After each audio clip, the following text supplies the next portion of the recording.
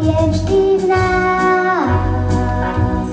Aj keď ho však nezbadáš, tvojou úlohou je blížnych ho nachádzať. Boh je vždy v nás.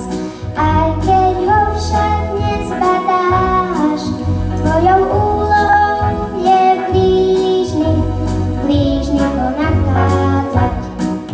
Či v klietku na lúke ja môžem tiež svojho Boha nájsť, a v slniečku, čo hreje nás, keď páli štípe mráz, a v ľuďoch, ktorých stretávam, dá sa Boh tiež nájsť. No pýtam sa vás, povedzte mi, kde ukrytý je Pán. Boh je vždy v nás.